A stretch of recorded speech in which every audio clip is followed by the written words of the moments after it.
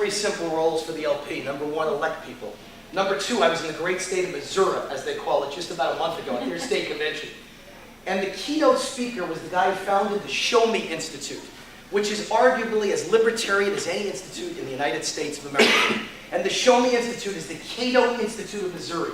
I dare you to tell me Cato is not libertarian. I dare anyone to tell me Cato is not a model for our party. And let me tell you what question they asked the guy who founded the Show Me Institute. How does the Libertarian Party measure success? And his answer was one sentence: how many times you get in the media.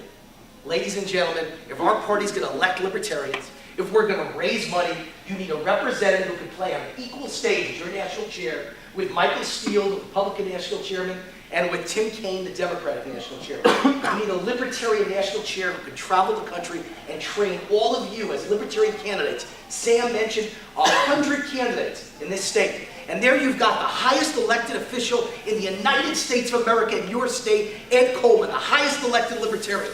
And we've got Rebecca Sink-Burns, who is such a great candidate. And we got Chris Spangle, who is so great. And you got Mark Rutherford as my running mate as vice chair, and I am so proud to have Mark by my side. That's your model. We've got to run the country like Indiana. And you got to have a guy at the top who can be a role model, a businessman, a CEO.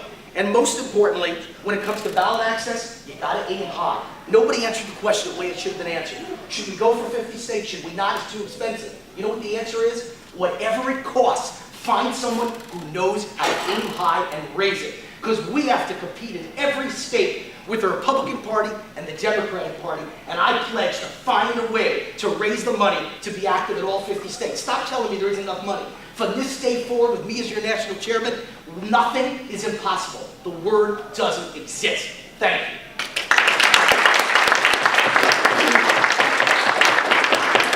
The question is, should the role of the party be to elect libertarians and 50-state ballot status? The party was never set up to elect libertarians. It never said that. A lot of you that are new don't know that that language wasn't added until, I think, 2002. Why? Because people said, we are a political party, we got to be a political party. And they lost the concept that you're not going to elect libertarians until you have a libertarian culture. You demonstrate fear, and you're not going to have a libertarian culture. I have a good friend of mine who's state chair of Arizona, Rick Tompkins, and he was running for the nomination in '96, and I remember him in a media appearance. They asked him, they said, do you really think you're going to be elected president as a libertarian? He goes, oh heck, if I could be elected president as a libertarian, why would I run? And the concept that he was expressing is that if you can win as a libertarian, you already have a libertarian society. I want to go be free. I don't want to wear the ring of power. I want to chuck in the fires of Mordor. I don't want to have the control of the levers of power. I want to eliminate the lever. This is the concept that we got to get away from. Advocating that we be in charge, we would rule people's lives better, we would economically and socially engineer everybody else better. No. It is quit having the power to socially and economically engineer. Should we have 50-state ballot status? I think it is a side effect of us being active. I'll give you an example. When Krickenberger did the drug war ad, people gave $70,000 like that to do ads on a particular issue in the early 2000s. Then they go, hey man, we can make a lot of money doing this. Hey, give us money for these ads that we want to do. What ads? Well, just ads we want to do. Nobody gave any money. People will support specific expenditures. This state we need. This idea we want. You do that, people will help. But other people spending other people's money, not a good idea.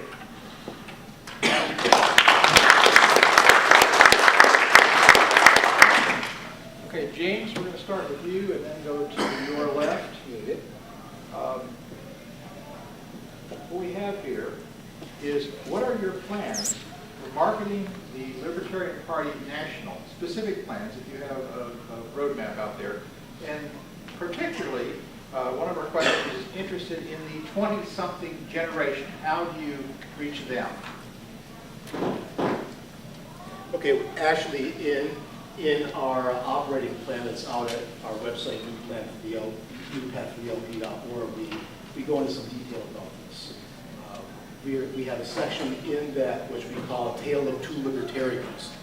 And we talk in some specific detail about the kinds of people who we ought to be going after. And we use two kind of archetypal people. We call them Mike and Sarah. Mike is somebody who is a lot like Mr. Myers. He is college educated. He is 40-ish. He lives in a metro area in the Sun Belt, and he has a certain demographic and issue profile, and we know how to reach him. He's not watching Fox News. He's not on Newsmax. Those are worthy things, but that's not where Brother Myers is getting his information. He's on the internet. He's on Facebook. He's on Twitter. He's tweeting and retweeting, I guess. He's watching videos on YouTube. He's doing things of that nature. We have a second archetype, which we call Sarah. Sarah's a little bit younger, female, and she is basically getting her information from the same sort of resources too. We need to do a comprehensive redesign of the website. I think our website is poor. We've had experts look at it at some detail, and they have agreed. We spend well over $100,000 per year on our electronic communications, including the website. We're not getting nearly our money's worth. I'll just tell a quick example here. Just a little bit of my own shameless self-promotion.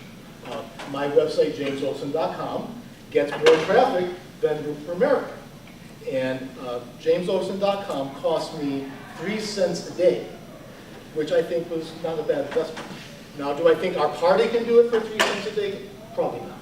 But $100,000 plus a year, a very poor way to spend the money.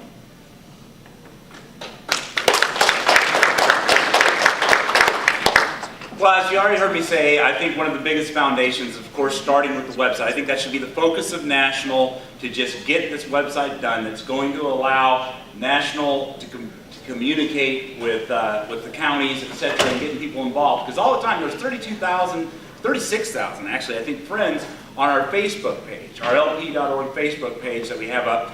And those 36,000 people could be put in touch with their local representatives. The other thing, of course, that's first, but the other thing, of course, is making the Libertarian Party cool. Now, the thing about it is I think the Libertarian Party is cool. And I mean, I think that the people I meet in the Libertarian Party, when you say, there's people out there that you're scaring them. I look at this lady, Rebecca, I'm just like, you scared of this pretty lady? There's no way. I look at these ladies, they're scared, they're here, they're not scared. They're not scared of me. I think that we need to, though, focus on our principles, because our principles are cool. And we focus on the idea, what I thought was the coolest part of the Libertarian Party is Austrian economics. Applying that to the problems that we have, actually applying it and making people think. Because when you make people think, thinking is cool in my book, and I think a lot of people that get Austrian economics, they love to spread it, they love to talk about it, because it's a fun way to solve our problems. So, that's it.